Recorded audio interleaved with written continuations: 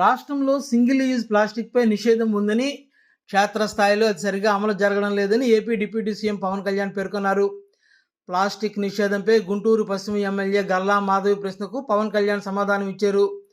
ఒకసారి వాడి పడేసే ప్లాస్టిక్ వల్ల పర్యావరణానికి చాలా నష్టం జరుగుతుంది. అసెంబ్లీలో కూడా సింగిల్ యూజ్ ప్లాస్టిక్ నిషేధం అమలు జరగడం లేదు. ఫ్లెక్సీలను కూడా నిషేధించాలి, కానీ చాలామంది ఉపాధి కోల్పోతారని ఆలోచిస్తున్నాం.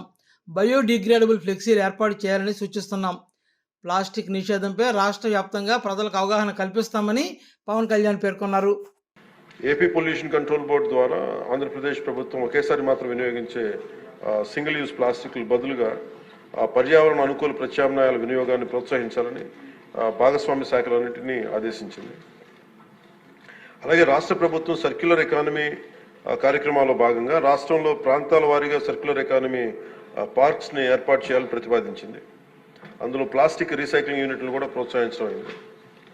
అలాగే ఫిక్స్డ్ క్యాపిటల్పై 75% వరకు ఒక్కసారి మాత్రమే వినియోగించే ప్లాస్టిక్ అదనపు ప్రోత్సాహకాలు అందించడం ద్వారా ప్రత్యామ్నాయ బయోడిగ్రేడబుల్ వస్తువుల్ని తయారు చేసే పరిశ్రమల్ని ప్రోత్సహించడం అవుతుంది. పౌరుల్లో అవగాహన కల్పించడం దీంట్లో చాలా కీలకమైన అంశం అధ్యక్ష. ప్రభుత్వ విధానాన్ని అమలు చేయడంలో పౌరులు కూడా చాలా క్రియాశీలక పాత్ర వహించాలి.